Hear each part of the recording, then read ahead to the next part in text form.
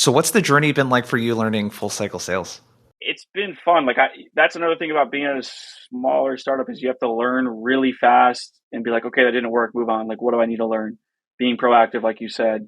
Few things off the top of my head, like you have to really prioritize deals in the right way. So it's been a lot of like upfront contracting, like, hey, when we reconnect on this date, are you comfortable with giving me a yes or no? Like, can we move forward by this date? Because the last thing I want to do is have 50 deals in my pipeline that I'm endlessly following up with Yeah. when I also have to build a team.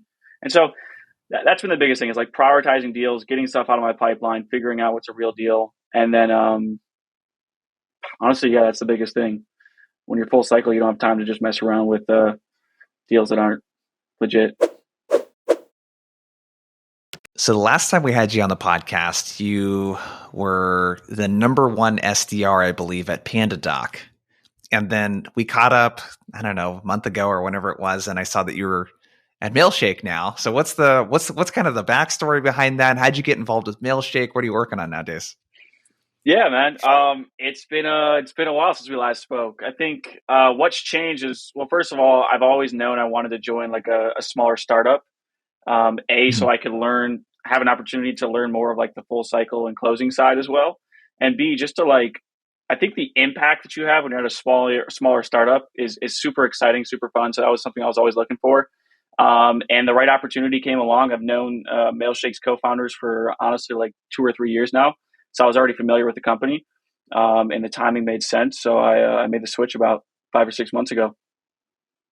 So had you always wanted to get into full cycle sales too? Not necessarily. I mean, I think there's people who've probably experienced this where like you do really good as an SDR, then you become an SDR manager and you start moving up the SDR ladder, right? And Mhm. you're like, okay, well, when am I going to learn this closing side? When am I going to make that transition, right? Because you Yeah. get to a point where it's like, if I go to the closing side, it's not necessarily a step back, but you might make less money initially, for example. Yeah. And so my thought process was like, what's a way I can learn that closing side? And typically, when you're Mhm. at a smaller startup, you're going to wear a lot more hats. And so that's kind of the opportunity I saw is like wearing multiple hats without necessarily having to take a step back. Your career, dude, has just like launched so crazy in the last couple of years, man. You know? Yeah. How long have you been doing this, dude? Like in total? um, so about 3 years. Yeah, Yeah, it's crazy, about dude. three You ever years. think about that? Like 3 years ago, you probably didn't know very much at all about what like being in tech was or sales or anything like that. Were you in high school still when you first started working with PandaDoc? So I graduated a year early. So technically, my first year at Oh, PandaDoc was like my senior year of high school. Because I was dude. homeschooled, so that's normal for homeschoolers to graduate a year early. But yeah, it was. I honestly just started it. You know how sales goes. It just kind of Yeah. went by in a flash because it's Fuck, man. nonstop. So yeah, Are you old enough to drink yet? yeah, Okay. yes. You didn't think about that one. Who's listening? Right. Um, let's get into some of the stuff you're up to at Mailshake. I know a big part of what you're doing is building out this sort of outbound sales team from scratch. And correct me if I'm wrong, Mailshake, from what I understand, has been very much product led growth. You know, it's just one of those Yeah. tools that's just caught on. Like the virality of that tool is really caught on. It's been kind of a self serve type of thing. And it sounds like being tasked to kind of going in and looking at, hey, where can we land larger accounts and people with, dozens or hundreds of users versus these one-off, kind of signups. What's that journey been like so far? Yeah. Man, it's tough because there's a lot of competitors and going up market when it's never been done before. It's like when I was at PandaDoc, we were building the outbound team from scratch, yes, but we've done it before with larger outbound or with larger upmarket customers. Now that I'm at Mailshake, like we have not closed those larger customers yet. So it's Hmm. definitely been tough, but it's been really rewarding. The fun thing is anytime we do close one of those deals or get a meeting with one of those larger deals, that's like super exciting and fulfilling. Um, but it's been a lot of like messaging research, right? So I have an idea of where ICP is, but I don't want to just start blasting them with messaging. It's been a lot of like reaching out to people who I think are my ICP, asking like, hey, what problems are you facing in this area? We help with email deliverability and sales engagement. And Yeah. so just trying to like interview different people to kind of figure out where should we start, what industries, what personas. So it's been a lot of like meticulous messaging and persona review, interviewing folks, that sort of thing. How do you approach that? And the reason I ask is that I think the position you're in is a lot of people listening to this are working for a scrappy startup or doing something similar like what you're doing, where we're being tasked with going up market. And we've never done that before, or after new industry verticals. How are you kind of setting up those tests? How are you thinking about doing this in a way that where you're not like spreading yourself too thin, or not really capturing the kind of data that you need to firmly know, does this work or not? Yeah. So initially it started with, okay, if we want to go up market, what are the solutions in the space already? Right. And there are several solutions. Yep. And so I had to figure out like, what is our key differentiator?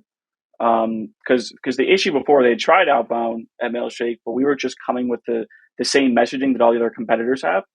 And it's really hard to Yeah. differentiate that way. So I did a lot of research, like did trials with all of our competitors.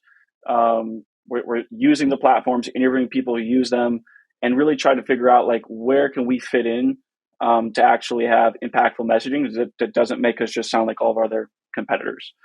And so I found that, and you heard me talk a lot about email deliverability, that sort of thing.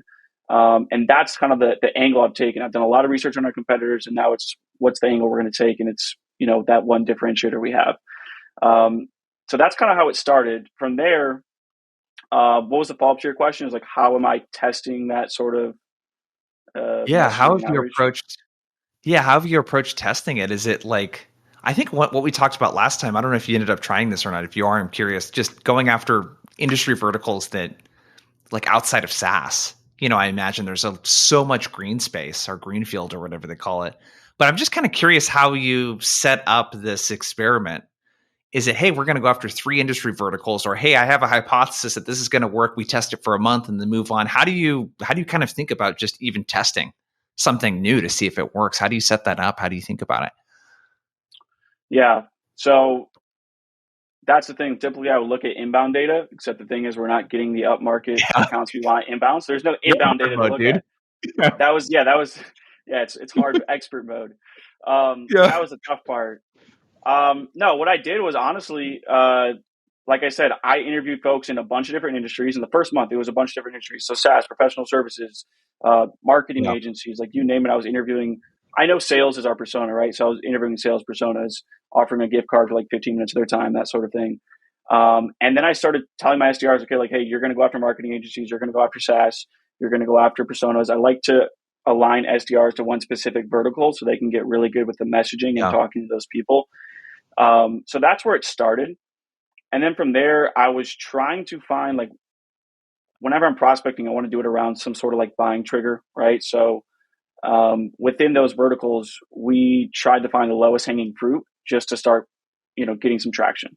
So recent job changers, people that are hiring SDRs, that sort of thing. Um, we were looking using like technographic data to build our messaging around people who we know are using specific competitors. And so mm, we tried to grab the lowest hanging fruit within those different verticals. And then based on the conversations we had with the initial meetings we booked, that's how we started to kind of iterate our messaging for those future prospects. yeah. What are you finding that's working so far? So what's been working the most is, like I said, deliverability. So kind of to give you and like the audience context, a lot of SDRs are experiencing this right now where they're sending a lot of emails, but the open rates and reply rates are super low, and they test different messaging, but that's not necessarily the solution to the problem. The problem is that a lot of Mm, their emails are ending up in spam because yep. Gmail, all these different Outlook, they're tightening their restrictions on what it takes to get into the inbox. Cold email volume has increased a ton. So a lot of these emails are automatically going to spam. And so that's one of the key problems we solve through some of the tools we use, like email warmup, DNS setup, that sort of thing. And so what we've offered is, we know this is a problem. So we've been offering basically like free consultations around this problem that we know people have. And so we're not even really pitching it like a Mailshake demo. We're just talking about the problem on LinkedIn or Yeah. educating our customers through email, saying like, hey, email deliverability is a big problem for a lot of people. Like, and then offering tips on how to improve that. If you want to learn more, we can do a 15-minute consultation on your email deliverability and find some ways you can start landing in the inbox. And so we don't even talk about Mailshake in our emails. We literally just talk about this problem that we know our persona is facing. And then we offer a free consultation. And that's what's had the most success, right? Because that's a really valuable thing for the buyer as opposed to just like a demo. Yeah. That's interesting. I wish more companies would think about what their give is. If I'm just because you came from PandaDoc, what would be really cool for an enterprise meeting is for them to do like a free proposal review. Yeah. How you could structure something, or just to show here's how we see the best in class companies structure their proposals. Because that's something that if you're at a company, you don't really see what other people's proposals look like, usually in enterprise. You know, for me, Yeah. I'm thinking that would be like send a cold call recording from someone on your team before the call, and we'll kind of dissect like how we might approach training around that, or a cold Right. email or whatever. It's like something, just a give. It's pretty smart, dude. And the content angle too is because I see you talk about it a lot. I mean, it's like all over your LinkedIn headline. It's in your about. Yeah. You're creating content about it. You brought it up, I think, in the webinar that I was running today. I think you had mentioned something about it because just we were talking about it today. Yeah. So finding out a big problem that your audience is facing, finding some sort of value, like real tangible value to give them in exchange for their time. What if we start to kind of get into some of the email deliverability stuff? What are some of your tips? Like, what do you guys see companies mess up on, and what are some of your tips? Yeah, there's a lot of big ones. So one of the first ones that's starting to get more popularized, I'd say, and talked about is sending on like your primary domain. So, and we Mm. saw this happen at PandaDoc as well. You have an SDR team of like two or three. They're all sending on your primary company domain that everybody in the company is using. And then you scale that SDR team. It's like 20 SDRs now. They're all sending 200 emails a day. And no surprise, emails or Gmail starts like blocking your accounts. You start getting spam reports. That affects the entire company. So you can like burn your company's domain, which affects everybody up to the CEO.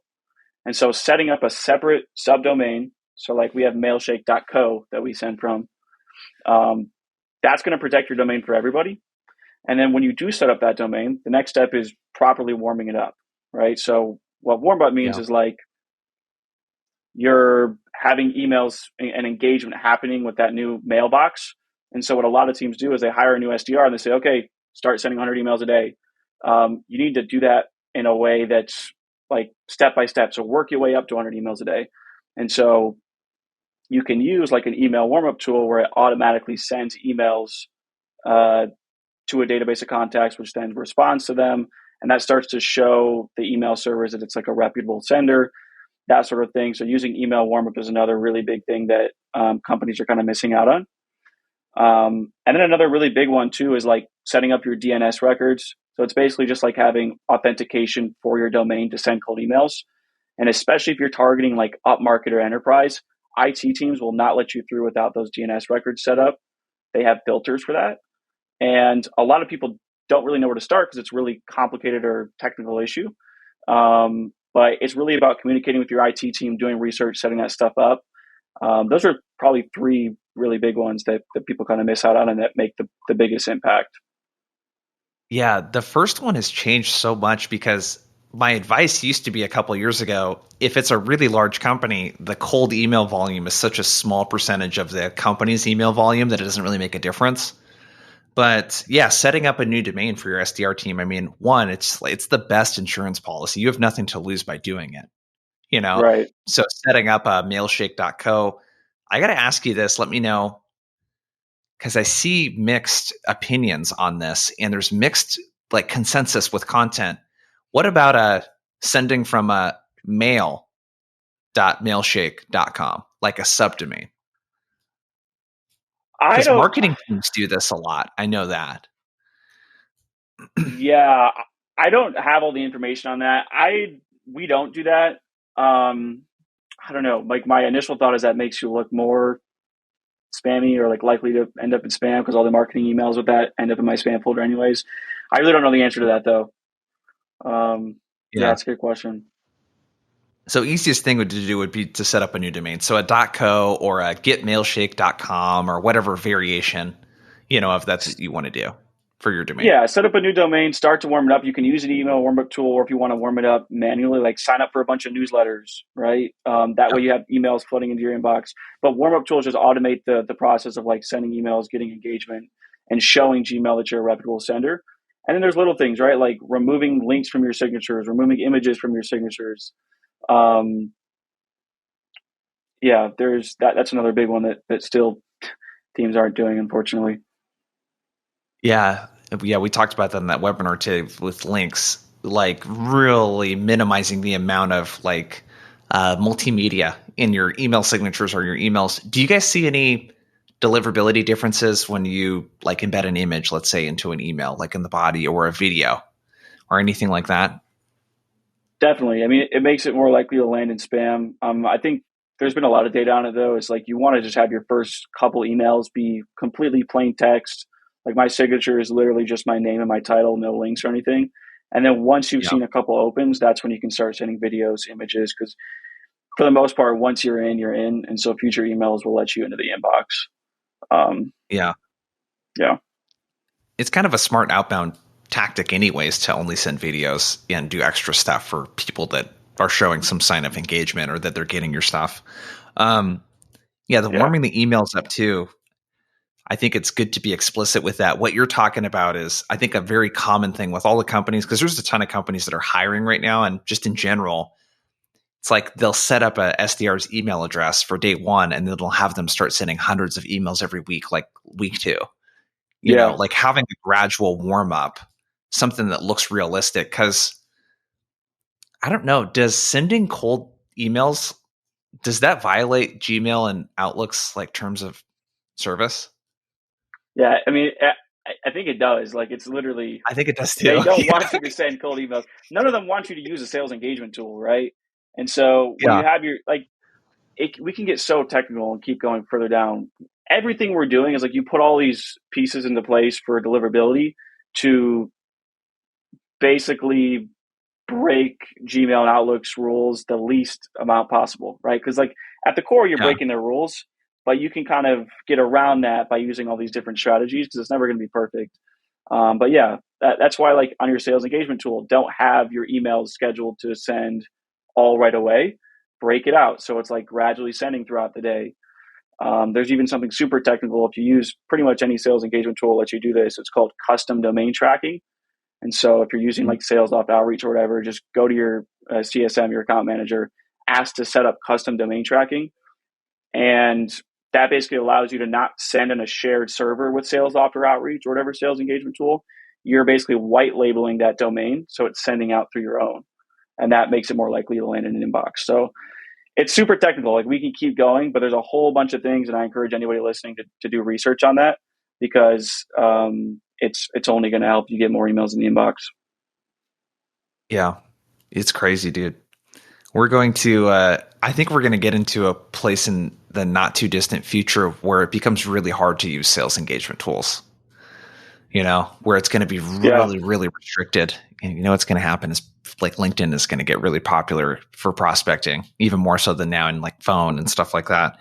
Um, okay. So if we kind of shift gears a little bit, so with the team that you're building, what have you learned about building an outbound team from scratch? And in particular, what I'm thinking about is more like the people side, of this. What does that mm, progression look like? The hiring, when you decided to hire, all that kind of stuff. yeah. So when I joined, I had one SDR, but that was it. Now I have three SDRs and two AEs. Um, Mhm. so I'll start with like what I didn't want to do is like month one hire a bunch of SDRs and AEs and say like, okay, I'm still trying to figure this out. So Yeah. like, and then we're all trying to figure it out together. So I wanted to start on the SDR side and like build out some sort of process myself. So like I said, that first month I was interviewing people. I was making a lot of calls. I was tapping people in my network as well to try to get meetings that way. And I felt like I'd built somewhat of a repeatable motion, some messaging that was working, some campaigns or sequences. So that's kind of when I decided to hire my first couple SDRs, is when I myself as a manager could prove that I could book 10, 20 plus meetings a month. So once I did that, then I can hire SDRs and get them bought in and say, hey, this isn't impossible. This is possible, right? Like they have to see that I can do it as well. When it comes to hiring those folks, I need to hire people that are bought into the vision of being at a small startup. Things are going to change. The strategy is going to change a lot. Outbound is brand new.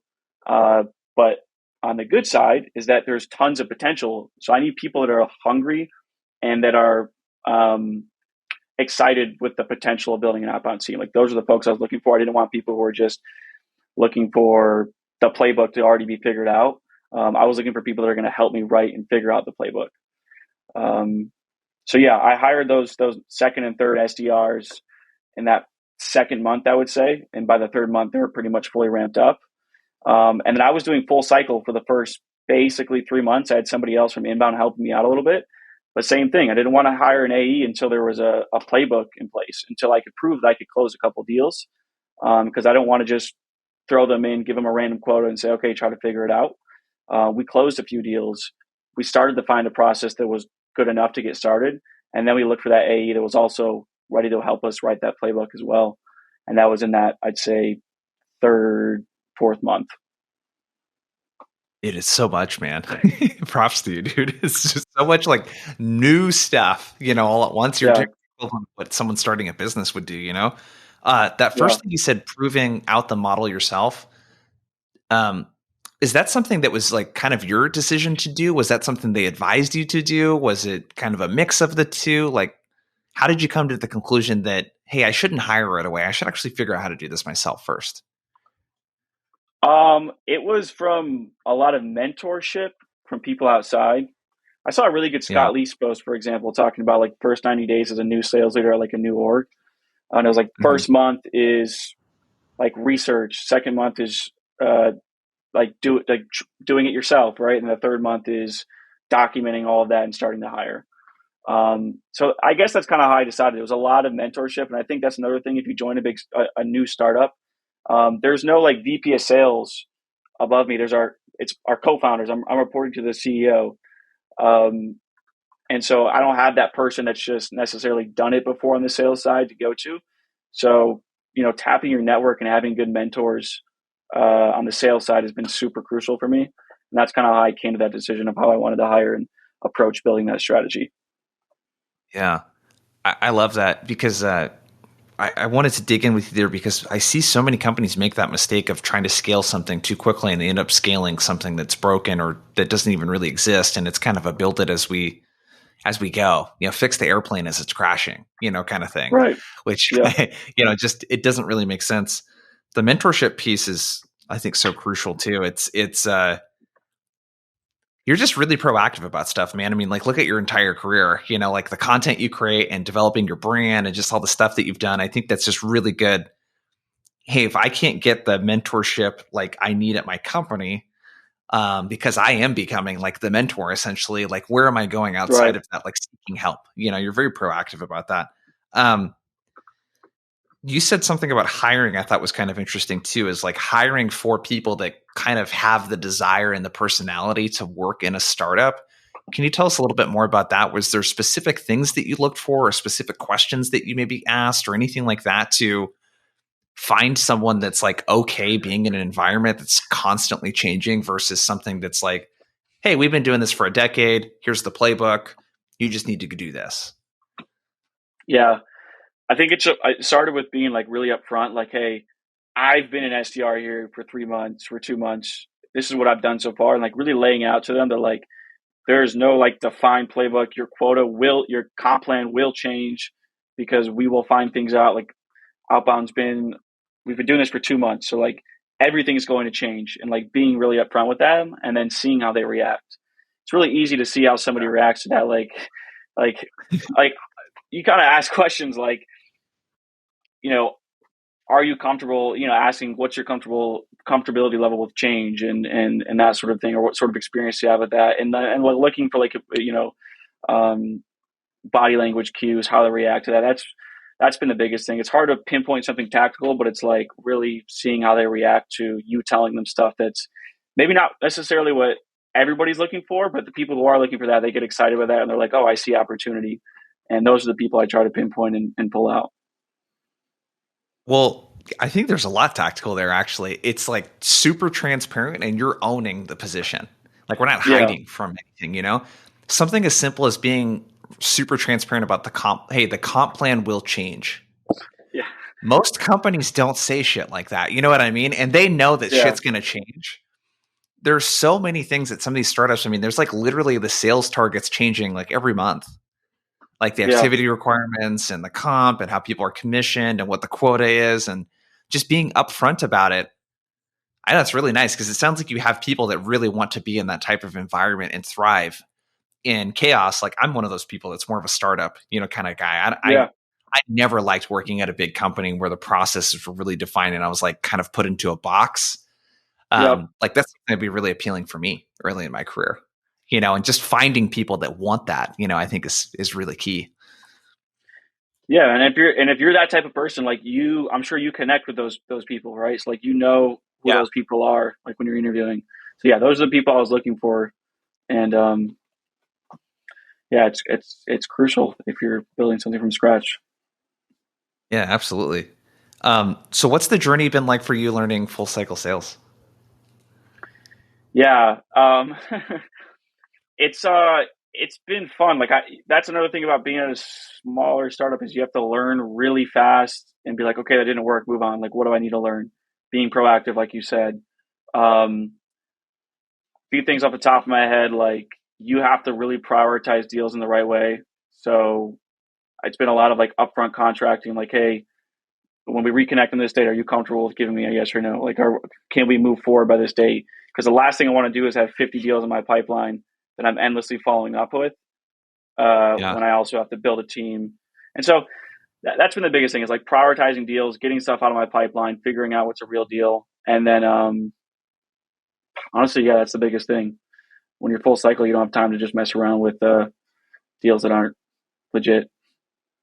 Yeah. Let's dig into that a little bit because my guess, correct me if I'm wrong, is that you have the ability to do that because you know how to prospect and set a lot of meetings. So there's a lot of choice that you have to say no Right. to people. You don't really like need the deal. Can you talk about that just from a mindset standpoint? Was that hard at first just to like be that like blunt? With a prospect, like, you know what I mean? No, it is. Yeah, it definitely was. Especially coming from like an SDR mindset where you're like you just want you assume everything's going to close. You want it all to be qualified, that sort of thing. But I think Yeah. when there's a number on your head as a leader, I think you have to like come to the realization that like this is the number I have to hit. And you have to break it down. Like how many deals do I need to get to that number?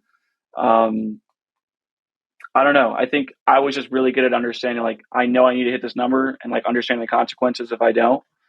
And Yeah. then using that to prioritize the right deals. So it's kind of just having that bigger picture in mind, especially at a smaller startup. Like if you're not hitting those revenue numbers and we're bootstrapped as well. So it's even more, it's like, you really have to show that you're a positive ROI.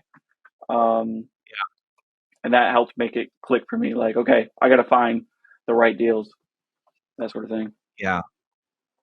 Saying no, being transparent. It's like you're pressure testing the deals.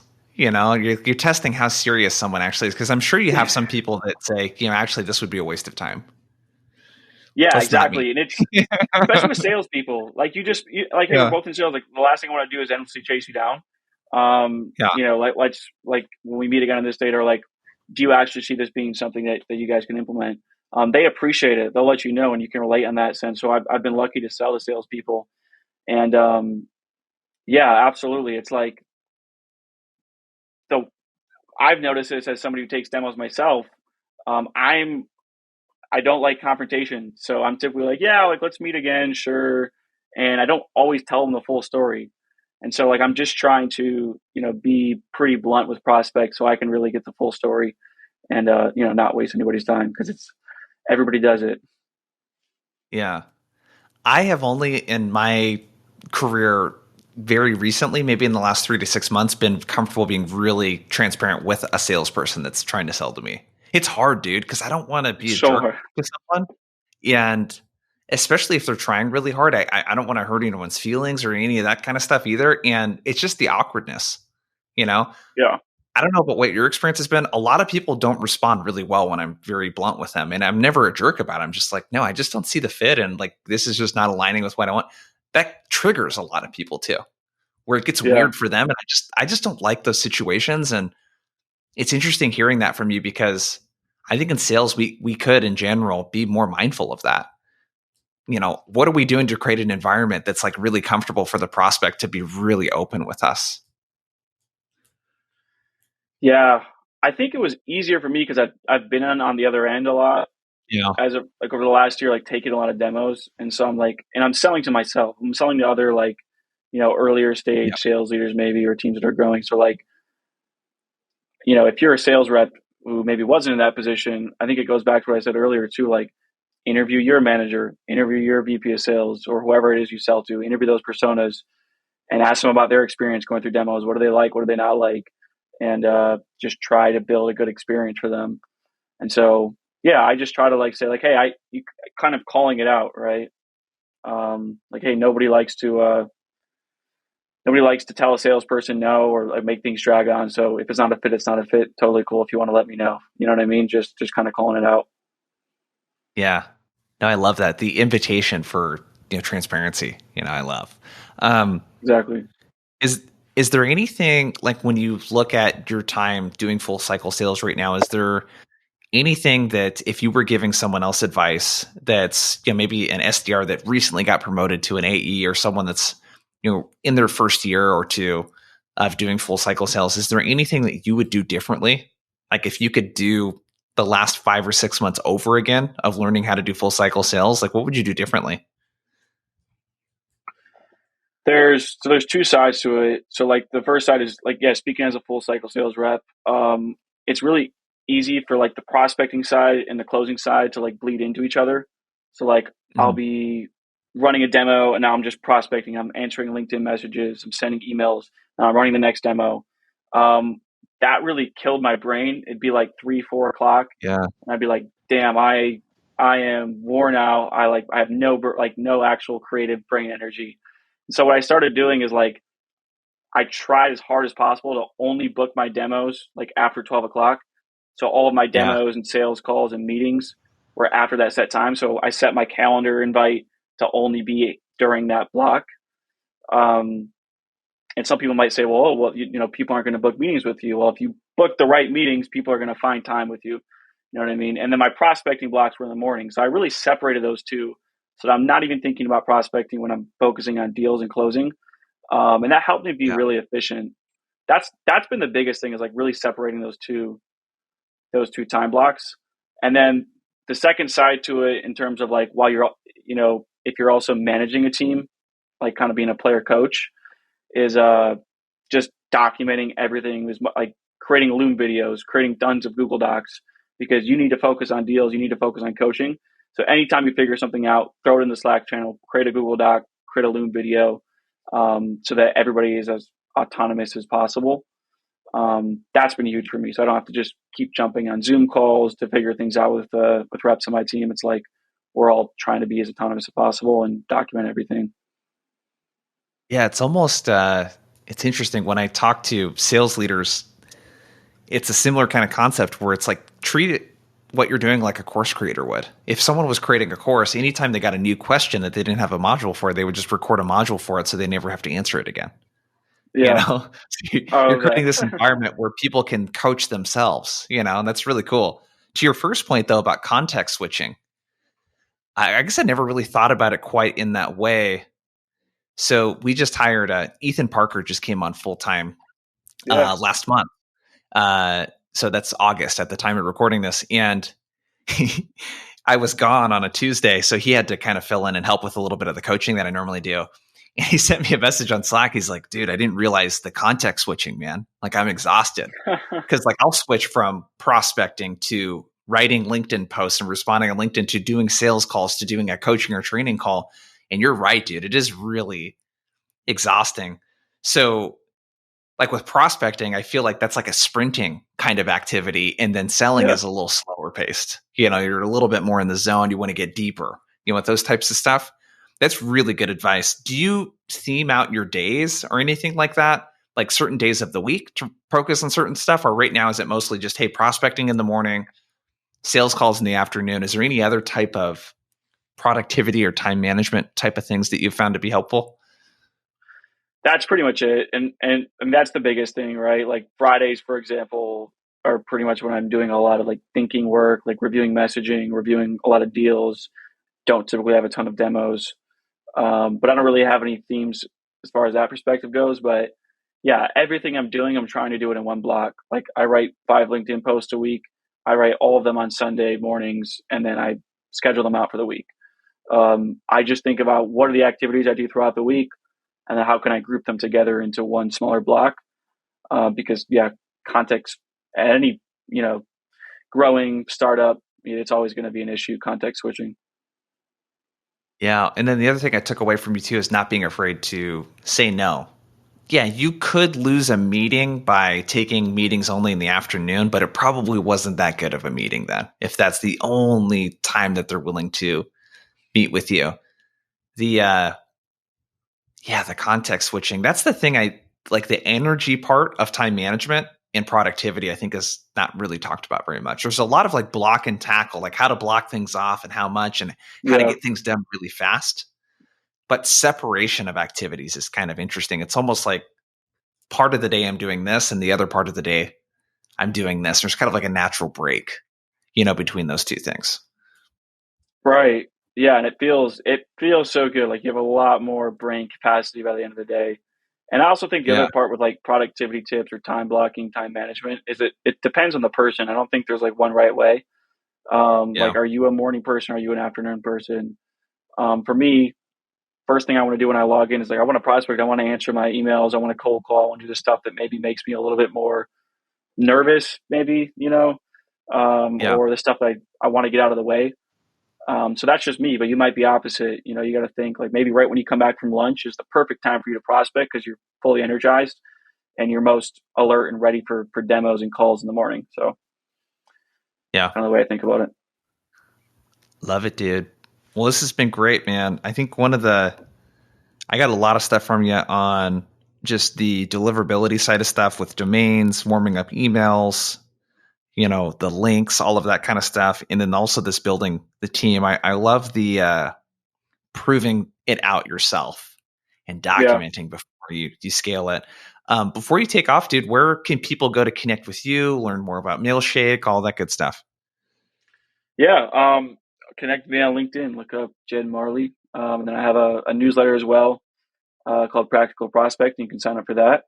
And you can take one of those deliverability consultation calls as well.